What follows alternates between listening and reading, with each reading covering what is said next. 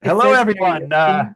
Good morning, good afternoon, good evening, depending on where you're calling in from around the world. We are very excited about this webinar as we have attendees across many continents and many countries.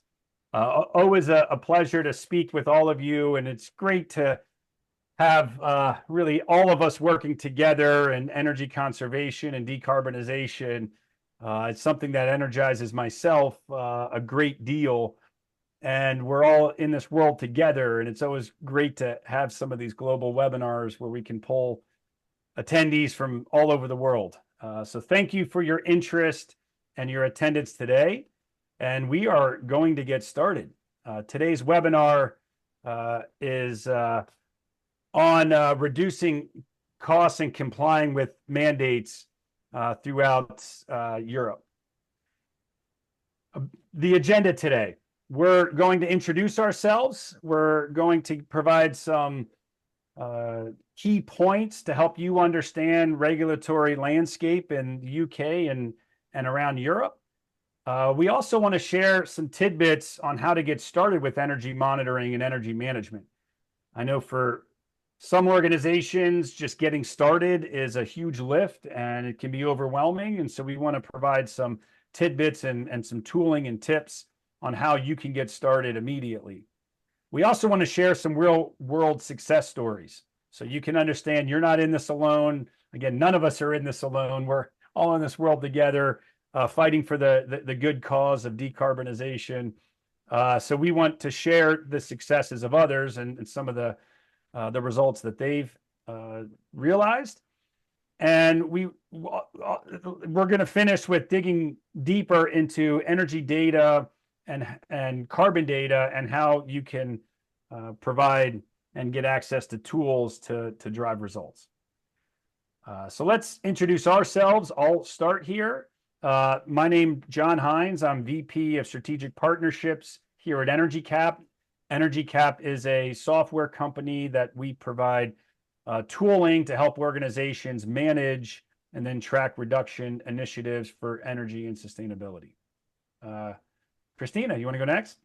Yeah, sure. I'm Cristina Coffrey. I'm the strategy officer at EpiSensor.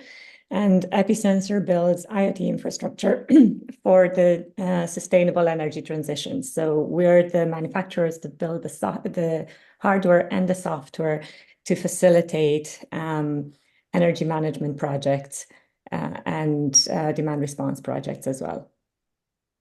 That's great. Thanks. And Aref? Yeah, thanks, John.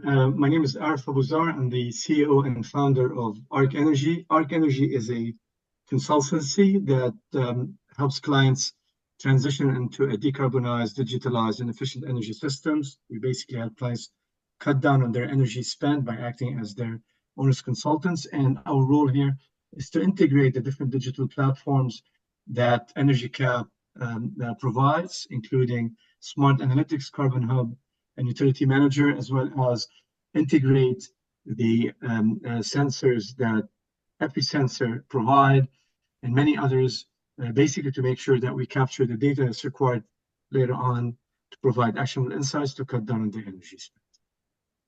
Yeah, thanks. And just so everyone understands, RF and Arc Energy is really one of those companies that very strategic to EpiSensor and EnergyCAP.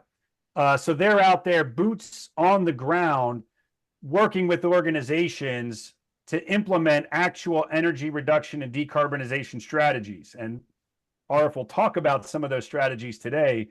But them being an energy service company, they need access to software and to data services to, they can't do everything and be a software development company. So they need to leverage tools to act as the CRM or the system of trust and of record for their customer data so they can benchmark and baseline data, start implementing strategies, and then track savings and allow the organization to report savings, on up the chain. So really valuable for them to have access to tools, but then also they need hardware and they need to install devices so they can constantly monitor, some of the equipment that they're going to be performing retrofits on or zones in buildings.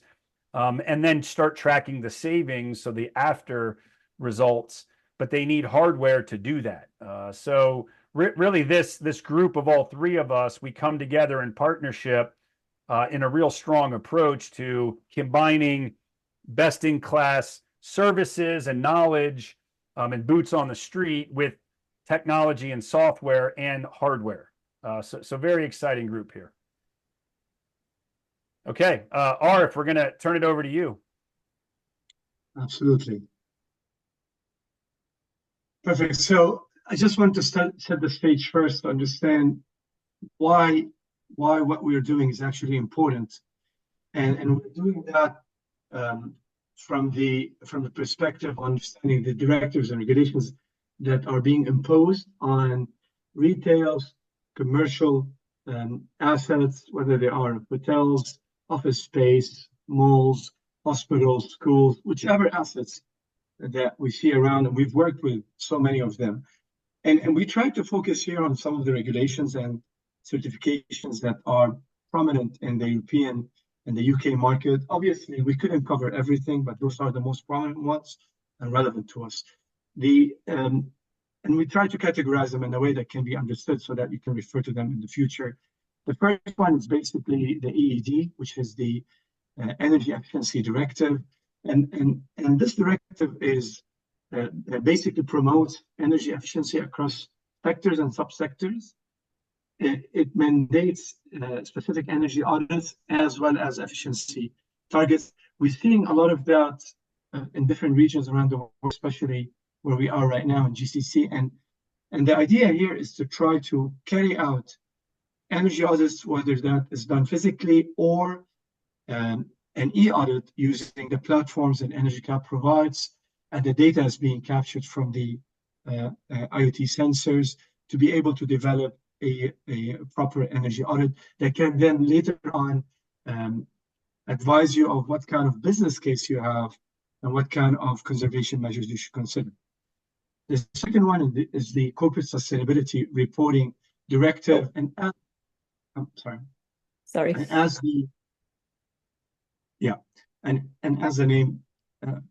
the name indicates, it's all about the reporting of energy consumption within your assets, and that's another directive. And that can also be addressed through the energy audit directive in the beginning, but it can also be addressed on its own. Then we've got the EU Building Performance Directive, and this one actually focuses on the performance of the buildings. And I've seen in many countries around the world there is a building rating scheme which basically requires the asset owners to report on their performance from an asset perspective, from an asset design perspective, and sometimes the performance of the asset itself. And it's also required to be added to your report, to the building performance rating report before you rent it out. In some parts of the world, they're even being used to promote your building or your office space before you rent it out.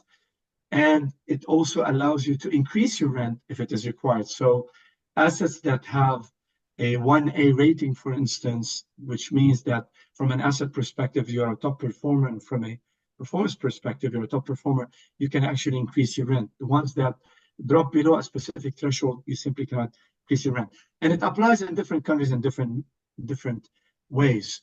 So we're just trying to be a bit more general here. Then we've got the UK regulations, the Energy Savings Opportunity Scheme, which is a mandatory energy assessment in the UK for large organizations.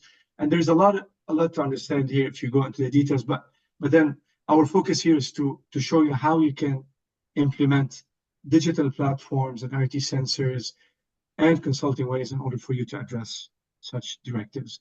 And then the certifications that are very well known, such as LEED, BREEAM, and B Corp. And I found it quite interesting how, for example, smart analytics can actually help you in acquiring ISO 50001 or LEED certifications, LEED O&M basically. Next slide. Are we taking questions at the end or as we go?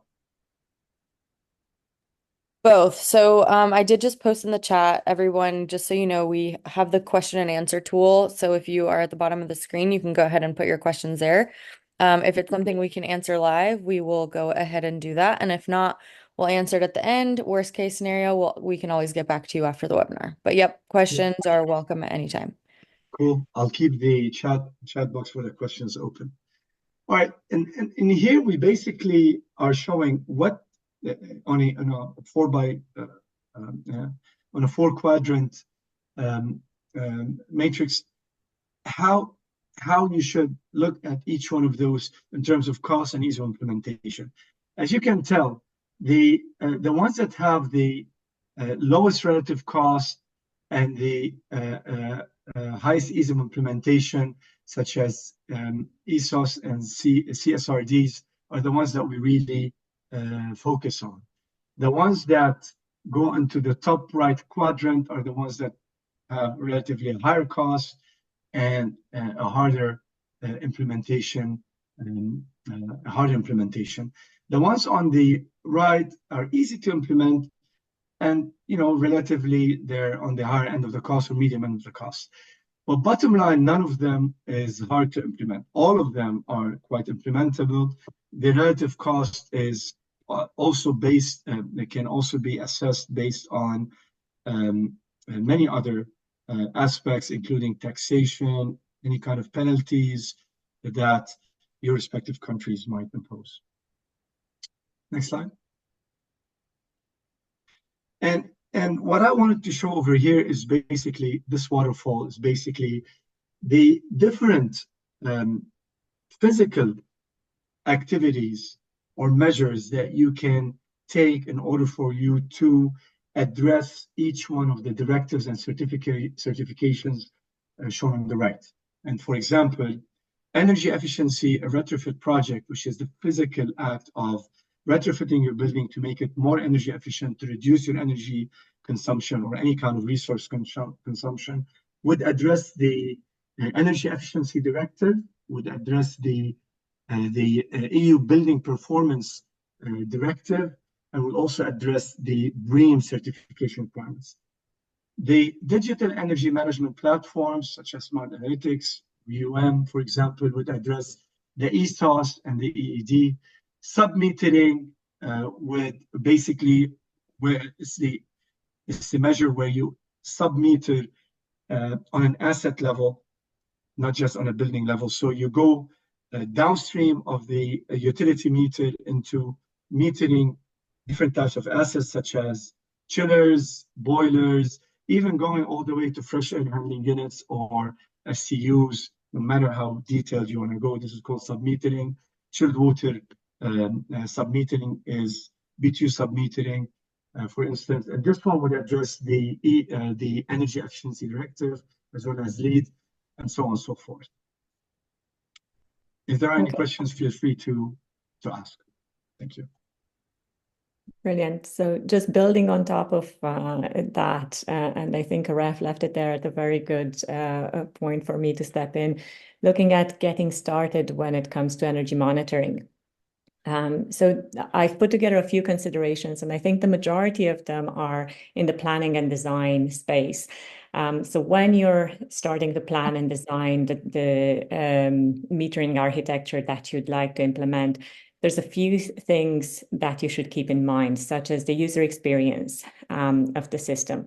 So user experience is really important because usually we're talking about really small sites that are spread across a vast territory, sometimes even different countries. So you need something that's really easy to install and commission, and it doesn't require specialized expertise for that.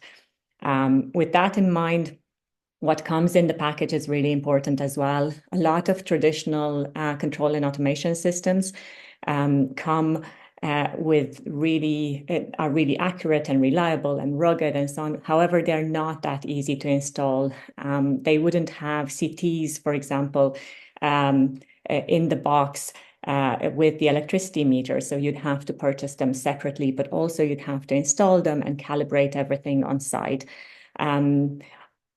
Looking for a system that comes pre-installed with CTs and pre-calibrated can save time, but also it might allow you to just use a qualified electrician rather than having to invest in an engineer to install your systems. The operating environment is really important as well, indoors versus outdoors. Here you're looking at enclosures. Will you need dustproof and waterproof enclosures? And do these come already in the box, or do you need to purchase them separately? Extensibility as well. A lot of the times when we talk energy, we look at electricity specifically, but also water and gas is really important. If you are looking at water and gas down the line, does the system allow for monitoring of these utilities as well? Or do you need to invest in a different system in order to track these, the gas and water consumption? Also, what's possible versus what's economic? Are you able to tap into utility meters, for example, with pulse counters to look at the high level of energy consumed, and then invest that money of and not investing into an electricity meter monitoring your mains, but put that money into sub-metering the HVAC system or all the other assets that Aref was mentioning there as well. Also, how extensible or how scalable the system is. Are you able to build on top of it in the future, or do you have to architect everything from scratch and have a really big CapEx investment from the start?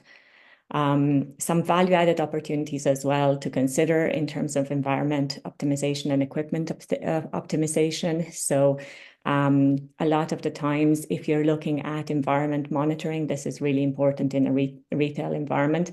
Temperature, for example, of the environment, but also temperature of fridges and freezers. These type of assets usually give you flexibility when it comes to energy management. They are stores of energy, and down the line as prices are starting to fluctuate more and more, you'll be able to use these and turn them off or decrease their energy consumption when prices are high, and increase their energy consumption when prices are low. So we can talk a little bit more about this in the case studies as well. Then on the integration side, what's important to look at is integrations with the energy management platforms like EnergyCAP or whatever platform you have of your choice. But also with existing energy assets. Have you got batteries and solar PV installed on these sites? If that's the case, a system that can integrate with these assets and control them could be really useful in the future. Let's say if it takes data from weather forecast as well and realizes tomorrow it's going to be raining, so the solar PV isn't going to produce that much energy, can we charge the batteries when the electricity is cheap and use them tomorrow whenever the electricity is expensive? Also integrations with your BMS system, how easy it is to integrate with those in order to facilitate these type of controls as well. And then on the long road, looking at training and maintenance. So once the system is in place, make sure that you don't have just one person in the facility that knows how it's operating and where all the sensors are installed. Create an operating and maintenance manual and build a baseline for analysis, as well as an action plan going forward. And I think that's where Aref would and his team would come in to help as well. In terms of success stories, some of our success stories in the retail space, I have a case study with Woody's where we've deployed 74 sensors in 36 locations. And these sensors are producing data in real time and monitoring energy across the 36 different retail stores. Over 300 site-specific alerts were set up, and they help in identifying problems, but also identifying improvement opportunities when it comes to energy management for woodies. So providing data visualization, but also reducing site visits as well, because data is available firsthand. The other interesting case study that I decided to include here is with 3 Arena in Dublin. This is Ireland's largest entertainment venue, and they've managed to achieve €1,000 hourly energy savings when in the middle of events, just by implementing 15 energy monitoring service meters across the arena, and collecting that data and making decisions based on it. So optimizing the venue energy consumption. One interesting thing that they're doing as well is charging events based on the energy management or based on the energy that they consume, and only turning on and lighting up certain areas of the arena based on the type of event that they have in place as well. And I have a couple more interesting case studies here from the value-added potential. So if you're looking at this is with 2 of Europe's largest supermarket chains that are monitoring their refrigeration temperature and optimizing this. So this is giving them peace of mind on one side, because one of them had a power outage before they implemented our solution, and they couldn't guarantee that the food within their fridges and freezers stayed within the required temperature. So they had to throw out all that product when the energy came back. So having a system inside these fridges and freezers that continues monitoring during power outages, for example, allows for that peace of mind that the products are still safe to sell. Also monitoring and calibrating fridges temperatures. If you have that real-time monitoring, you can increase the temperature in fridges and freezers safely and with peace of mind, because you know that it's still within those limits, but that increase of temperature also decreases your energy consumption as well. And in the long run, as we're going to have dynamic pricing, we have seen retail stores that decide to overcool their freezers whenever the energy prices are low, and then turn them off whenever the energy prices are high as well. The last use case that I wanted to share with you as well in terms of the temperature monitoring is that of Driscoll's, and they're not only monitoring the temperature at a granular level and optimizing their cold storage facilities, but also monitoring their temperature in transit as well. So the temperature sensor would continuously monitor the environment during transport, and then once the goods arrive at the destination, that data is going to be downloaded on a local gateway that's going to then be shared on the energy monitoring platform, so you know that everything was safe during transport as well. I think this case study is from you, Aref, so if you'd like to take over. Yes, absolutely. Thank you so much, Cristina. I think, Cristina, you hit a couple of really good points. Whenever we're talking to end users and we ask them really what's keeping you up at night and what's your real problem,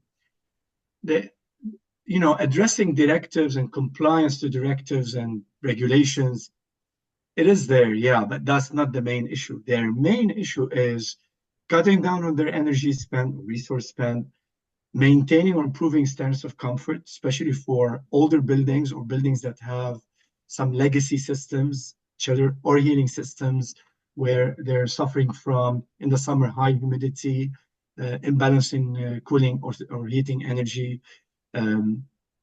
Reporting is a third problem, and how to do it automatically without having to go through all of the manual data entry that involves a lot of human error, inconsistency, and whatnot. And fourth, being able to, whenever they come in and say, we would like to do this measure, to be able to stand behind it and support it with hard data-driven evidence. And we've seen that a lot. And what I want to show over here is an example of one building, basically that we implemented smart analytics on to a very high extent. It's a skyscraper, is 44 floors high, around 28,000 square meters in conditioned floor area. It's considered as a luxury building. It's 159 service department units. The end user came to us with a very specific ask, actually, to us. First one, he said that we've conducted an energy efficiency retrofit project, and the ESCO has left the building. And now we have close to 300,000 euros a year of energy savings that the ESCO was supposed to be achieving. We call it savings at risk. And then he said also that we are also suffering, especially in the summer months, of high humidity, high temperatures in the lobby and mezzanine floors. And we don't know how to go back to our board and report on the savings according to the IPMVP standards, International Performance Measurement Verification protocols, according to those standards to substantiate, quantify the savings that have been achieved.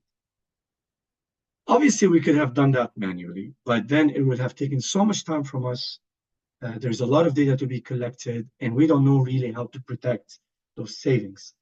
So we went ahead and we installed smart analytics. And on the right, you see the outcomes and benefits. Obviously, there are 280,000 euros of energy savings at stake that are being protected. This has been going on for almost 3 years now. This is our third year. The second is that there is one unified platform that they had two different systems in there, a BMS and the chiller management system. They're combined now in one big system that sees all of the data. There are 150 data tags of points that are being monitored, which will allow them to be ISO 50001 enabled, so they can get certified. We created a bespoke, customized energy measurement and verification and carbon accounting report that is being issued to them automatically every single month, that goes to the board in the language that they can understand. There are additional energy savings that have been achieved or being identified, and they're being reported to the end user, to the board and the client. And we also identified the issues that are impacting their sense of comfort, the high humidity, high temperatures, the imbalance in the cooling, and what they should do around to be able to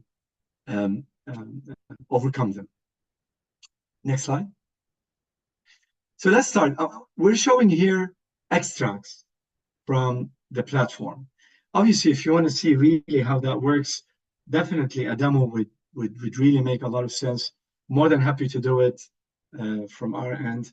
So if you look on the left, the first thing that one of the things that the client came up to us with is that they're seeing a significant increase in consumption versus the year before.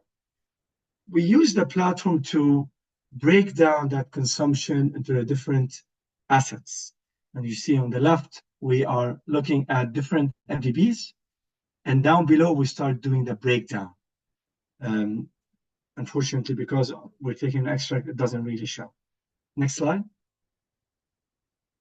Now we drill down to understand the highest consumers, which were the chillers. What happened to them versus the year before? And we use the heat map in this case. And as you notice, on the one in October 22 versus October 23, on the left, we can see with the dark green that the dark green lines are more in October 23 than October 22, which tells us that the chiller is operating more in October 23 than it was in October 2022. We also wanted to understand why the chiller is being operated more. And we wanted to see if that was a human override of the control philosophy or just a reaction to an independent variable such as the weather.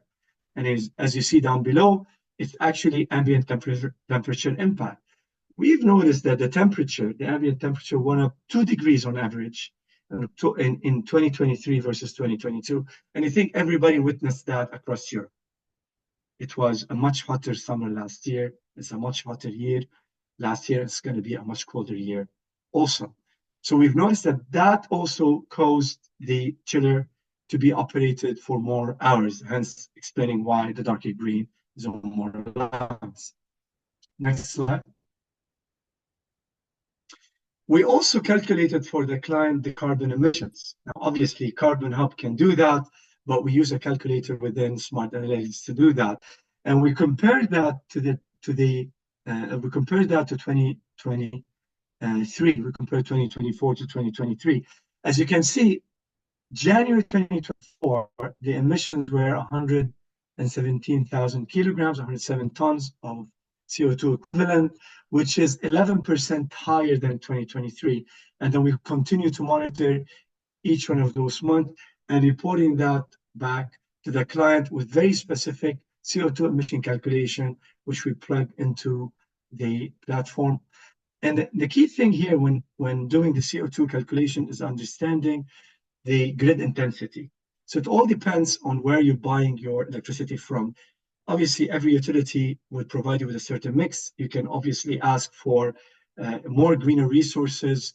But in this case, we looked at the grid intensity for the distribution company that is providing us with, providing our client with energy, and we reflected that grid intensity in kilogram of CO2 per kilowatt hour purchased, and that's the number that we've got. So you see on the bottom graph as well how it compares 1 month to the next, the orange being 2024, the blue being 2023. Next slide.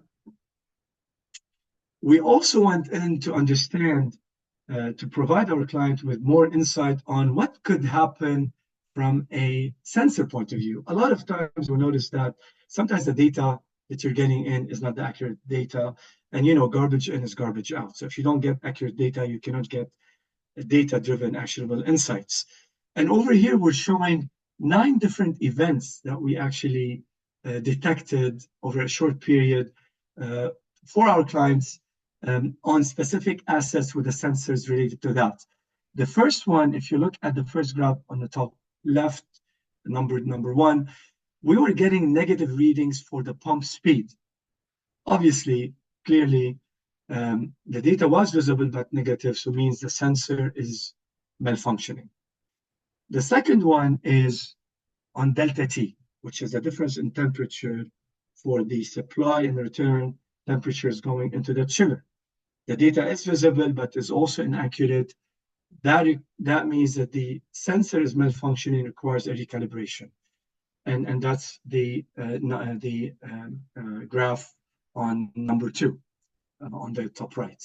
And then others that have been also detected. And we also prioritize them in medium to high priority. High priority means if you're getting this data, we cannot really detect where the problem is that is causing the cooling imbalance. And to us, it's a high priority. So we mentioned that. And then you see the rectification status, whether or not this problem has been solved or actioned or not solved, pending. And this is being reported to the client in every weekly meeting as part of customer success enablement, as well as the monthly part.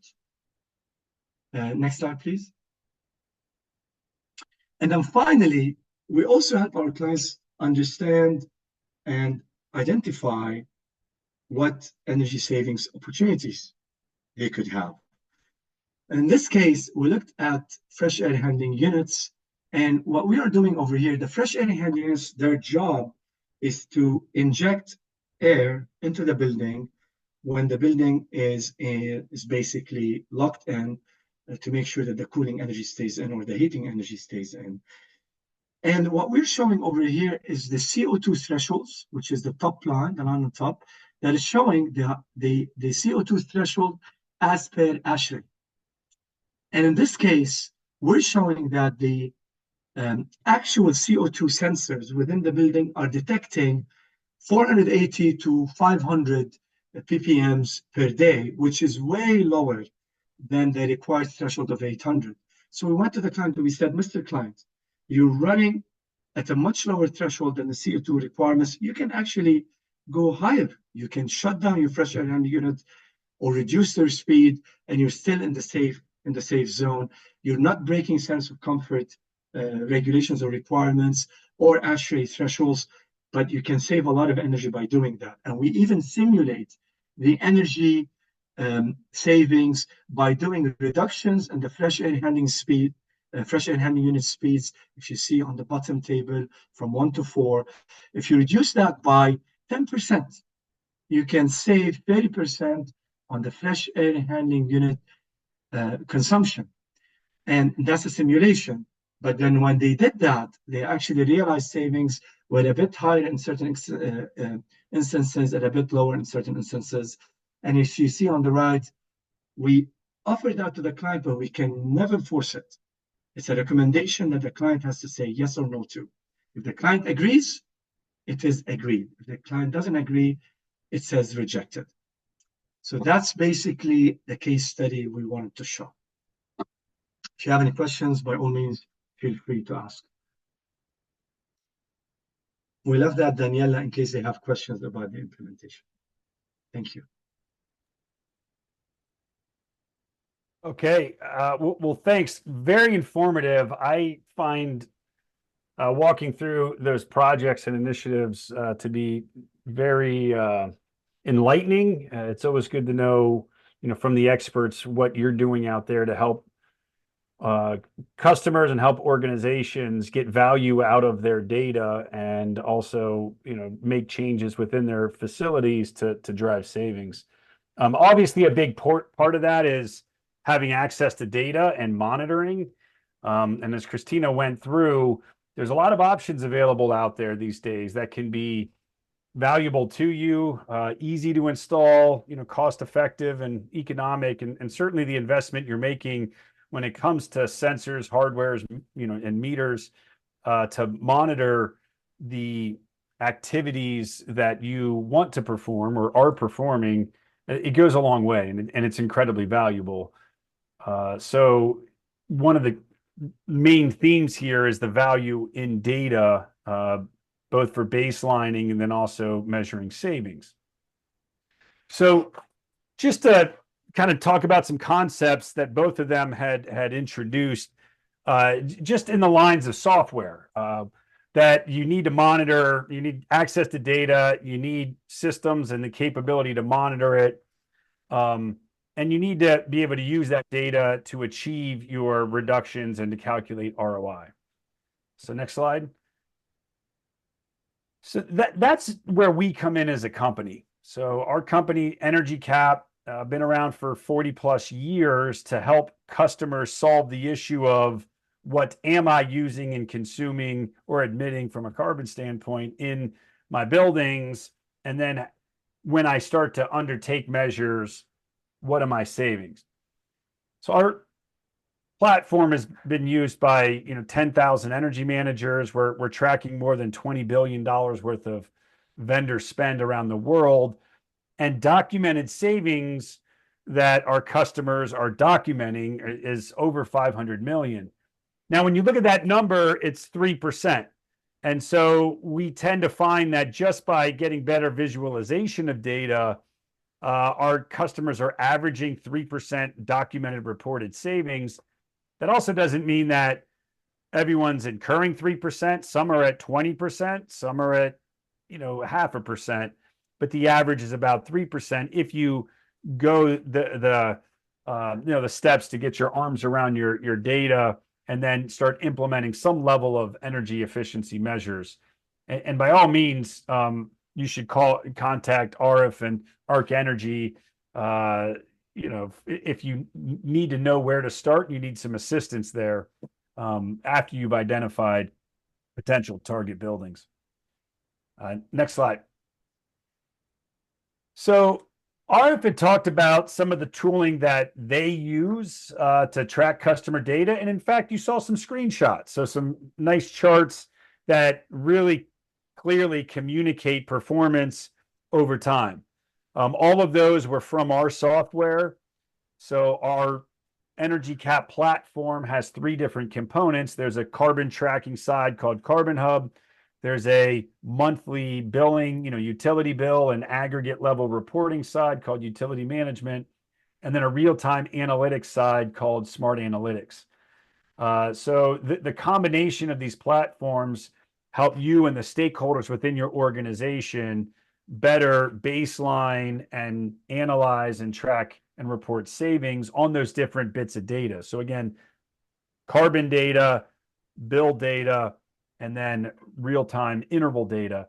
And that's where EpiSensor comes in. In order to track interval data, you might be able to get some from your utility companies. We do work with customers that have smart meters installed on their facilities. And so a decent first place to start in some cases is just get the smart meter data from your utility company and get high-level views of data that is more granular than, say, a monthly bill. What's really strong and powerful is when you add hardware like EpiSensor within your facility and start tracking in real time your assets, your zones, maybe tenant spaces, and you can then really use that to your advantage to drive deeper savings. Aref and Arc Energy wouldn't be able to do what they do without that granularity. If they just have monthly utility bill data, sure, you can still use IPMVP and some international protocols to track savings, but they're not as focused and detailed as if you have your actual assets or zones metered, and you can start making changes more immediately and tracking more accurate savings. Next. To focus just a bit on carbon reporting, our tooling helps track and report monthly bill data and granular interval data, and that's all fantastic. But most of the regulations and compliance mandates these days have to do with carbon disclosure and carbon reporting. And so that tends to be a new focus of data. And again, the companies on this presenting, we've all been in this space a long time, and we've personally seen the transformation in our industry of, managing kilowatt hours and therms and CCFs. And the idea years ago, decades ago, was manage your energy consumption to reduce it. And then there was a big push in cost reduction. And so the focus tended to be more on cost reduction and procurement strategies and rate analysis and just some of those strategies as data became more available and building costs tended to, and operational costs tended to increase. Well, we all know where we are today. Today, it's really some of the same foundational data, but the focus is carbon reporting and your carbon emissions. And so you still need to track your use and cost, very valuable pieces of information. But now we get into more of the compliance arm, which is reporting and disclosing your carbon values. So it's important to have the proper tooling available in order to do that. And some of the tooling that we have will allow you to report carbon, from a purchasing standpoint. So all of your purchases could be energy, it could be other types of things like travel or pencils or computers or accounting services or legal services. So all the scope 3 types of purchases that you might have. So it goes beyond just utilities, but you need that in order to comply with regulations and mandates. But we're also providing tooling now that when, again, Arc Energy comes in and other companies like that, and they start creating theoretical savings calculations, which they then want to implement and track the actual realized savings. You can start to see what your carbon savings would be if you implement projects. And then as part of the M&V, the measurement and verification of savings, what your carbon savings are after you've implemented the projects and start to realize savings. So all of us have now brought in carbon reporting on so many levels into our companies and our tooling. Next. Foundational to carbon reporting are the emission factors being applied to your purchases or your consumption. And so there's tooling that we've implemented in our application that allows, we provide libraries of factors from all over the world. There's also tooling that you can customize factors. So if you have custom factors for wherever you're located, you can enter those and use those instead of the library of factors that we're providing and subscribing to out of the box. But these factors can be applied to consumption numbers, but also many factors these days can be applied to just cost numbers to make it easier to start to report Scope 3 emissions. Next.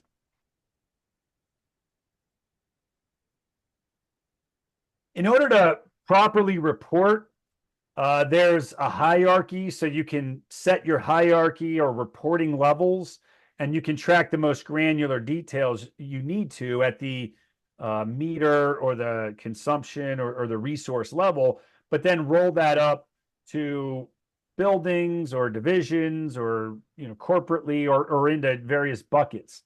We have many organizations now that want to report all their travel emissions together and separate that from other types of purchases. We also are seeing organizations start to report the carbon from events.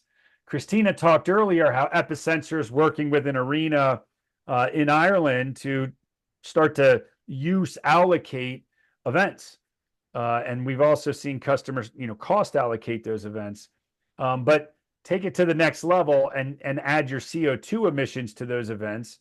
And we're seeing that now with trade shows and some other events where in convention centers, it's like, hey, the organization that's the host wants to start tracking what the carbon emission impact is for the event, not just the space, but even with some of the attendees disclosing where they're coming in from and traveling from and starting to put carbon numbers there. So we're seeing a lot of different use cases to set up data and report at different levels. Next. And then there's the analysis that needs to be done so you can report on emissions at any of these levels, but what's your scope 1, 2, and 3 impacts and what's your total emissions as well. And all of this can then be provided as part of compliance reporting. So you don't want to have to spend a lot of time doing this. So the system will do this for you. And the foundational data can come from, EpiSensor devices or other sources of data, and also, bill data or data from your CFO. Next. Dashboarding gets to be very important, so you can share dashboards, embed dashboards, and communicate KPIs and performance to stakeholders. All of the tooling that we provide, not just carbon data, provide dashboarding capabilities. So Aref was showing some lenses of data from heat mapping and real-time data. Those dashboards and views, really important just to trend and analyze data over time, and then be able to communicate results, which hopefully are what you see at the top, green negative values, meaning that you're saving and reducing carbon, or cost or consumption, depending what you need to report on. Great. We hope that this was valuable. We were, talking about some of the regulations that you're all met with today, and it's only going to be growing. Carbon reporting and disclosures. It's a hot topic. It's just becoming larger and larger. And it's not even just that. It's some of the other things that Aref had talked about, LEED certifications and other types of certifications here in the United States. You have Energy Star, submission requirements, and you have some reduction requirements in various states and municipalities. But we're seeing all of those kinds of things all over the world. And so what's really important is first, make sure you have proper tooling and software to track what your performance is. And then that can be the foundation for your organization to communicate performance and results, and also used to submit to these compliance reporting engines. You need the right partners around you to help implement strategies and execute on strategies. It's incredibly valuable and vital to execute on what you are actually planning. As Aref said, when they went into that high rise to work, Enesco went in and didn't execute well. And so they had to pick up the pieces, and Aref's team was executing well, foundationally using software to, as the data repository so everyone can look at the data. But then the ability to implement and install hardware to better do your job, better understand what's going on, and use for verifying of results. So just putting all that together, and hopefully everyone understands and will support each other in this journey.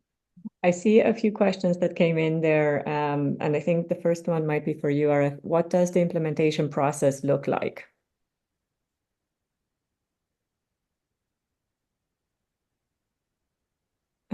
Aref, we can't hear you.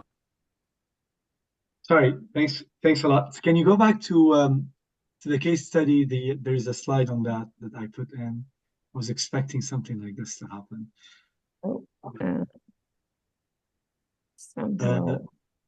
The case study. Do that. Let's try and present again. Can you see my screen? Yes. Go down to the case study.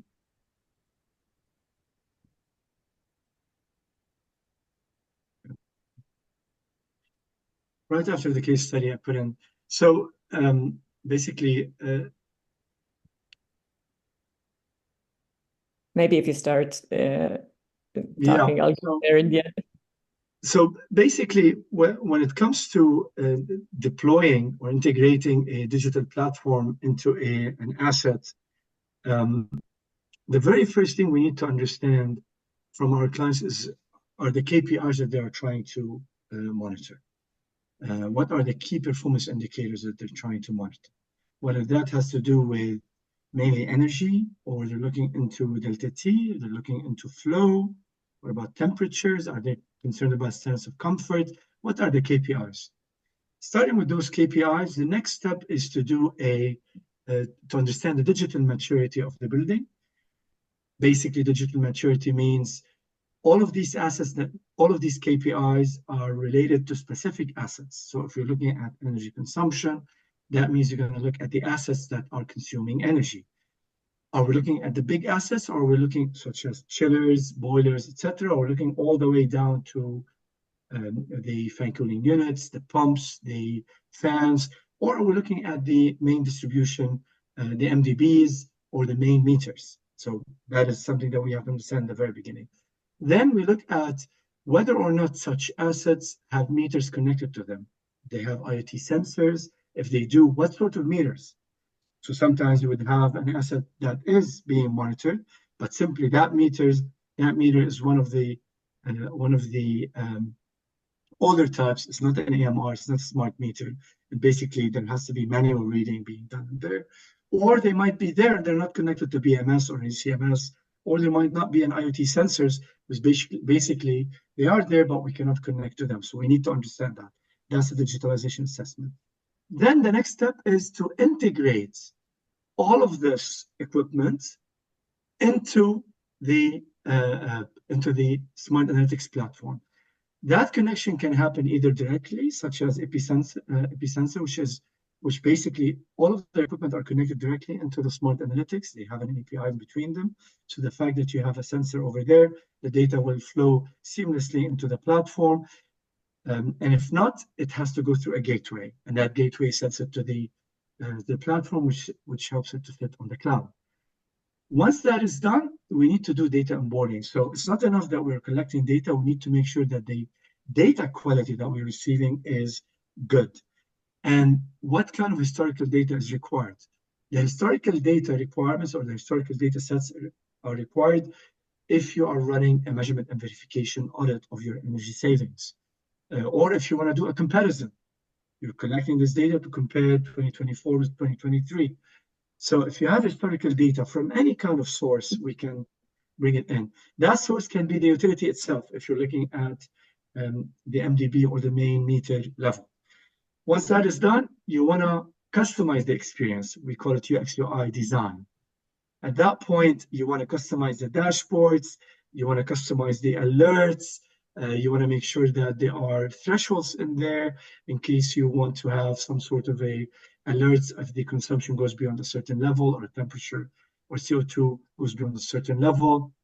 And then you go live. And that's where the platform becomes available for the end users to use. And the final step is going into customer enablement success, which is a periodic touch point with the end user to make sure that they are using the platform, extracting value from it.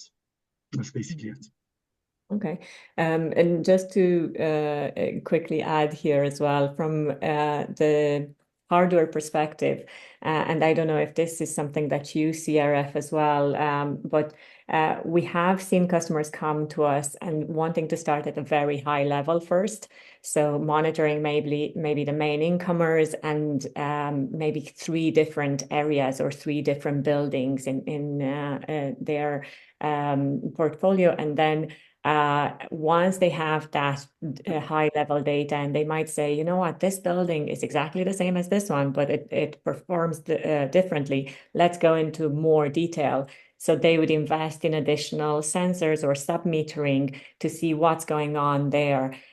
These type of projects don't have to be architected from the start in their entirety and monitoring every little piece of information. You can start very high level and dig deeper as you go along as well. 100%, Cristina. And we usually prioritize. We will tell our clients you have a priority 1, 2, or 3. We're working with a hotel on exactly the same concept.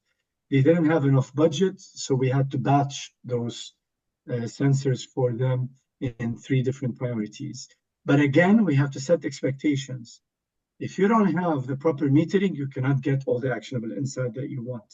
Our recommendation is always to understand what the big picture is and understand what you are missing if you're going to go with the priority 1 only without 2 and 3. And if the end user agrees, then we proceed. Brilliant.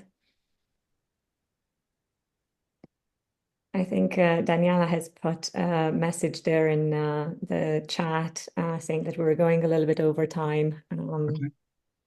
Thank you, everyone, for sticking around and attending the webinar. I do think Cristina, Aref, John, if you guys have a few more moments, there were 2 other questions we might be able to answer live, just so it's on the recording. Somebody did just ask if we're gonna pass on the presentation. Yes, we will make sure we have a PDF of these slides and then also a recording of the webinar, so you guys will be able to get all of the details. Perfect. But yeah, we did have another one that came in asking about what happens if we don't own a building. Can we still use a solution like EpiSensor? And Cristina, I'm going to pass that one over to you. Thanks, Daniela.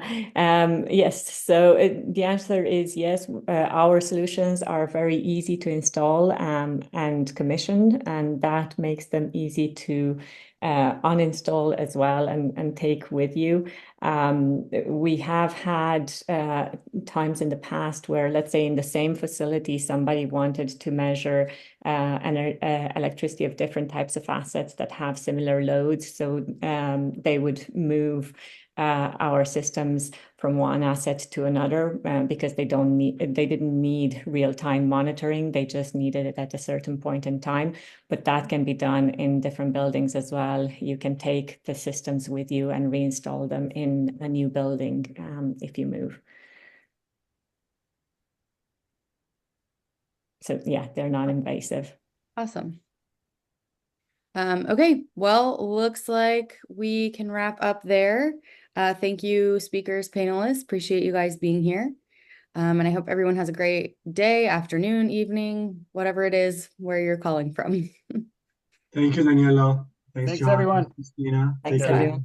Bye, y'all.